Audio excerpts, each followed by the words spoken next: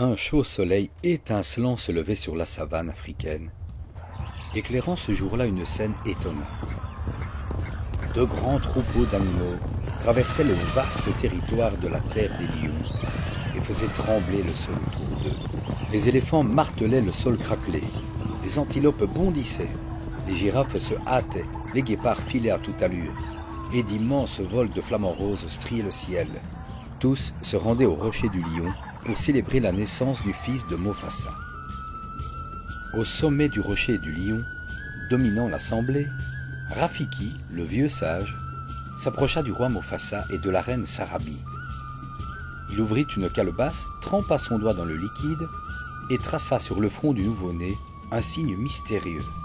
Le vieux singe prit ensuite le lionceau dans ses bras et s'avança lentement au bord du rocher.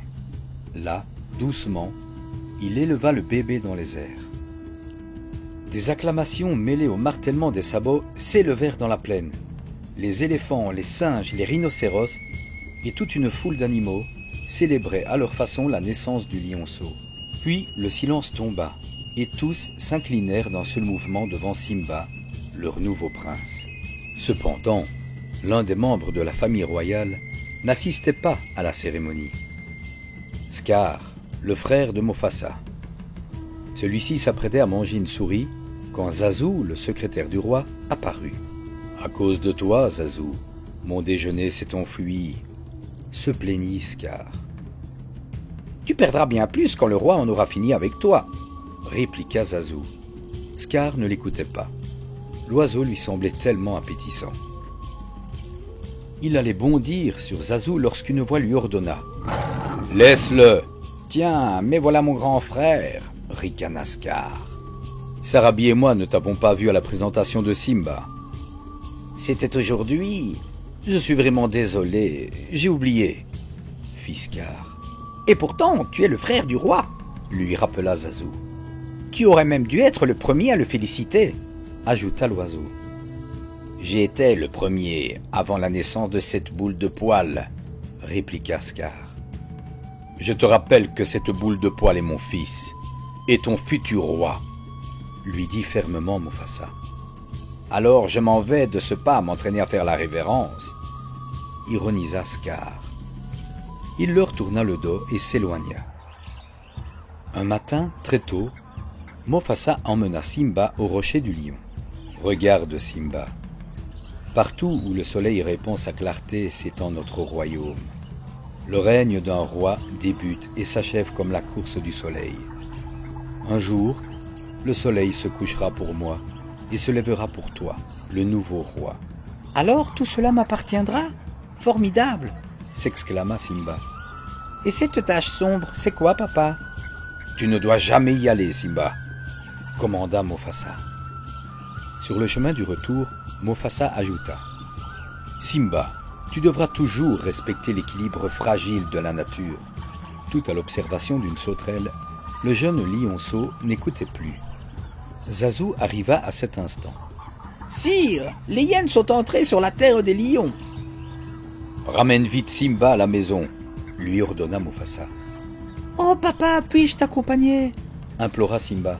« Non, mon fils, » coupa Mufasa, et il s'élança en direction des taches sombres à l'horizon. Simba, tout excité, trouva Scar qui se dorait au soleil.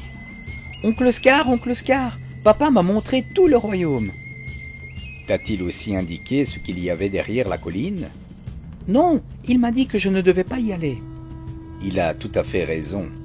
C'est beaucoup trop dangereux.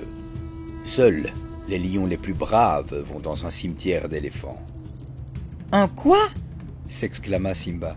« Oh, j'en ai trop dit. Ce sera notre petit secret, hein, Simba ?» Comme Scar s'éloignait, Simba fixait encore l'horizon. Il ignorait que son oncle avait élaboré un piège pour se débarrasser de lui. Il savait en revanche qu'en allant au cimetière des éléphants, il désobéirait à son père. Mais Scar ne lui avait-il pas dit que seuls les plus courageux s'y rendaient ? Papa serait sûrement fier de moi, pensa Simba. Simba partit aussitôt à la recherche de Nala, sa meilleure amie. Il la trouva en compagnie de sa mère, Sarafina, et de la reine Sarabi.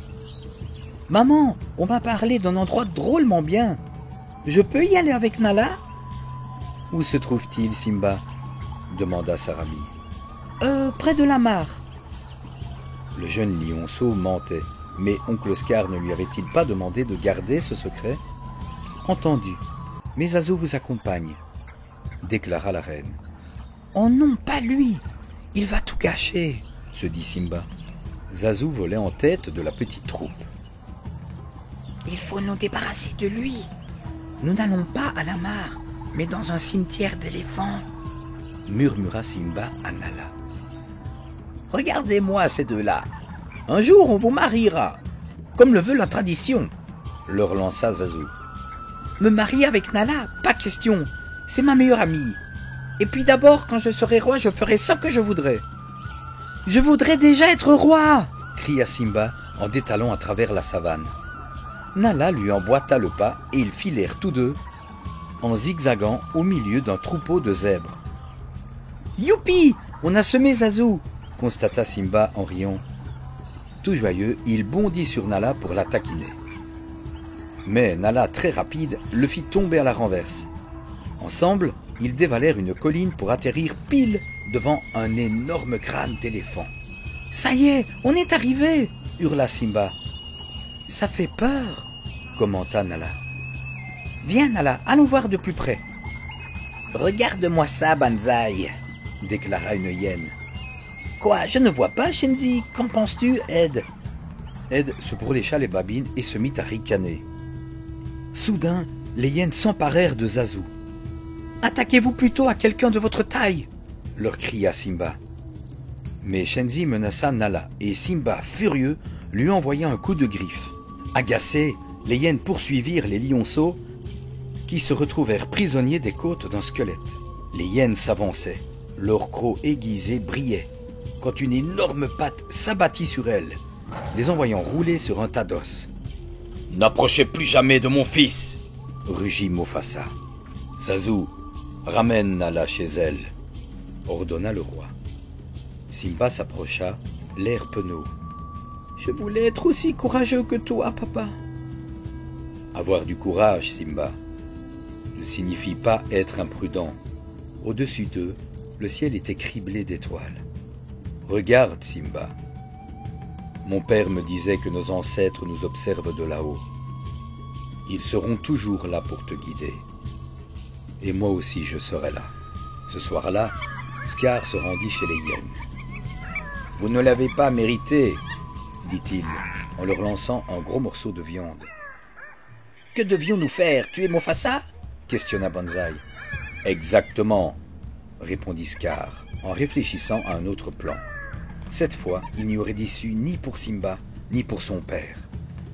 Le jour suivant, Scar annonça à Simba. « Ton père a une surprise pour toi, suis-moi. » Et il le guida vers un ravin. « La surprise va me plaire, oncle Scar ?»« Tu en mourras de joie, Simba. Reste ici. » Simba attendit. Non loin de là, une horde de gnous broutait. Près du troupeau, les trois hyènes se tenaient prêtes. Shenzi perçut la première le signal de Scar. « Allons-y !» Elles se précipitèrent sur les gnous. Paniqué, le troupeau se rua dans le ravin, droit sur Simba. Mufasa et Zazu remarquèrent alors qu'un nuage de poussière s'élevait au-dessus du ravin. « Mufasa, vite! Simba est en danger !» cria Scar. Mufasa s'élança, saisit le lionceau et le déposa sur un rocher. Soudain, le rocher céda sous les pattes de Mufasa, qui tomba au milieu du troupeau déchaîné. Il s'agrippa à un autre rocher et Scar apparut. « Frère, aide-moi !» implora Mufasa. Scar se pencha et murmura « Longue vie au roi !» avant de le pousser dans le vide. Ignorant ce qui s'était passé, Simba vint renifler son père immobile. Mais le grand roi lion était mort. « Qu'as-tu fait ?» s'écria Scar. Il voulait me sauver, se défendit le lionceau. Si tu n'avais pas été là, ton père serait encore en vie, rugit Scar. Va-t'en, Simba, va-t'en, et ne reviens jamais.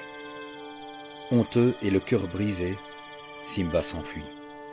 Il ne vit pas les hyènes rejoindre Scar et n'entendit pas son oncle leur donner l'ordre de le tuer. Les hyènes rattrapèrent Simba au bord du plateau. Pour leur échapper, une seule solution, plonger sans hésiter dans la forêt d'épines. Les hyènes, peureuses, lui crièrent en ricanant « Si tu reviens par ici, nous te tuerons !» Assuré de la mort de Simba, Scar rapporta la nouvelle au rocher du lion. Mufasa est mort en héros, en essayant de sauver son fils. Mais hélas, ils ont péri tous les deux. Sans prêter attention aux lamentations de Sarabi, Nala et toutes les autres lionnes, Scar annonça solennellement. « C'est avec le cœur lourd que je deviens votre nouveau roi. » De loin, Rafiki observait la scène en hochant la tête. Blessé et épuisé par sa fuite, Simba cheminait sur la terre aride et craquelée d'Afrique. Sous le soleil brûlant de midi, l'ombre des vautours se déployait au-dessus de lui. Incapable de faire un pas de plus, il s'évanouit. Lorsqu'il rouvrit les yeux, le soleil ardent et les vautours avaient disparu, remplacés par une mangouste et un phacochère. « Ça va, bonhomme ?» s'enquit la mangouste. « Tu aurais pu mourir, nous t'avons sauvé !» renchérit le phacochère. « Mais merci de votre aide !» dit Simba, en se redressant péniblement sur ses pattes. « Tu viens d'où ?» interrogea la mangouste. « Quelle importance !» murmura Simba. « J'ai fait quelque chose de terrible, je ne veux pas en parler. »« Alors, tu es un marginal comme nous !» s'exclama la mangouste. « Je m'appelle Timon et lui, c'est Pumba. » Ne sachant où aller, Simba suivit Timon et Pumba dans la jungle. Timon lui offrit de petits insectes frétillants en guise de repas. « Ça, c'est la vraie vie, bonhomme. Pas de règles, pas de responsabilités et surtout, pas de soucis. » Le temps passa. Simba devint un jeune lion. Un soir, tout en contemplant les étoiles, il chuchota à Timon et Pumba. « On m'a raconté que tous les grands rois vivent au milieu des étoiles, après leur mort, et qu'ils nous observent. » Pumba et Timon éclatèrent de rire. « Qui t'a raconté des bêtises pareilles ?» Simba, qui pensait à son père, garda le silence. Le jour suivant, Simba se promenait dans la jungle quand il entendit ses amis l'appeler au secours. Pumba était coincé sous la racine d'un arbre et Timon le protégeait comme il pouvait d'une jeune lionne affamée. Sans attendre, Simba bondit sur elle et ils luttèrent un moment. « Simba ?» hésita la lionne en le dévisageant. « Nala ?» s'étonna-t-il. Riant de bonheur, Simba présenta Nala à ses amis. « On te croit mort. Scar nous a tout raconté, » expliqua-t-elle. « Tout ?» fit Simba, méfiant. « Quelle importance! Tu es en vie, c'est donc toi le roi. »« Le roi ?» crièrent ensemble Timon et Pumba. S'excusant auprès de ses amis, Simba s'éloigna avec Nala. Scar a laissé les hyènes s'emparer de la terre des lions. Tout est détruit. Il n'y a plus rien à manger, plus d'eau. Si tu ne reviens pas, Simba, tous mourront de faim. « Je ne peux pas rentrer, » répéta Simba. « Que t'est-il arrivé? Tu n'es plus le Simba que j'ai connu. »« Tu as raison, je ne suis plus le même. Mais de quel droit viens-tu me donner des leçons? Tu ne sais même pas ce que j'ai enduré, » ajouta Simba avec colère. Et il disparut. Cette nuit-là, pendant que les autres dormaient, Simba s'assit sur un rocher et contempla le ciel étoilé. Un chant étrange s'éleva de la jungle et la silhouette courbée d'un vieux babouin surgit comme par miracle. « Qui êtes-vous » demanda Simba contrarié. « La question serait plutôt « Qui es-tu » ? Je connais ton père, ajouta-t-il.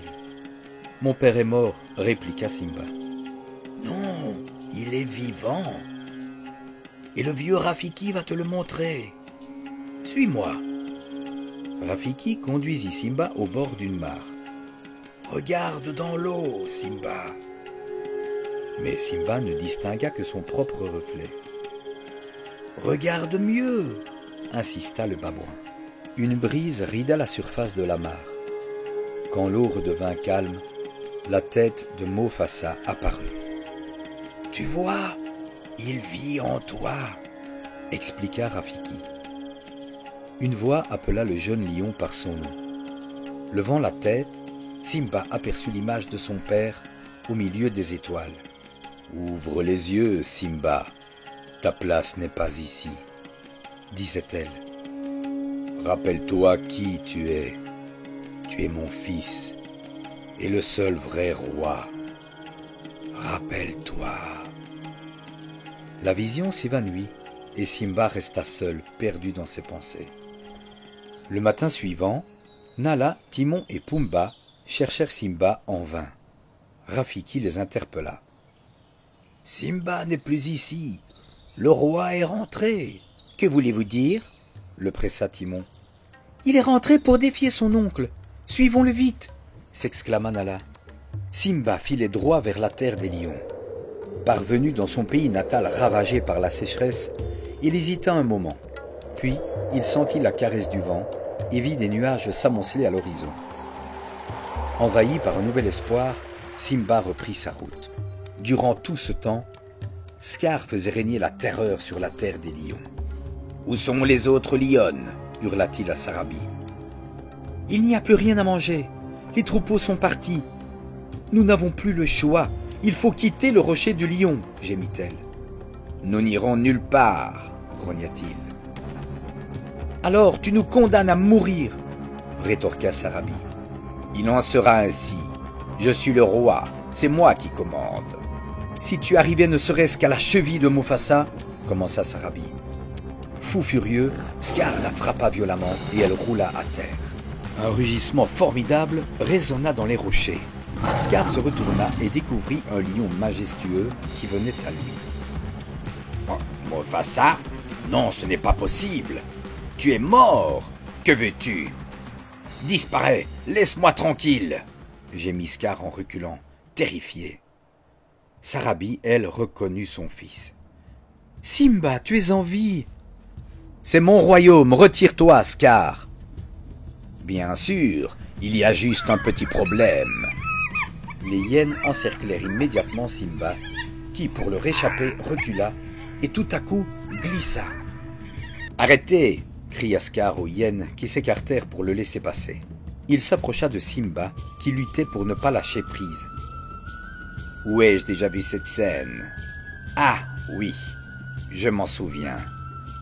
Ton père se trouvait dans la même situation avant que je ne le pousse dans le vide. » ricana Scar.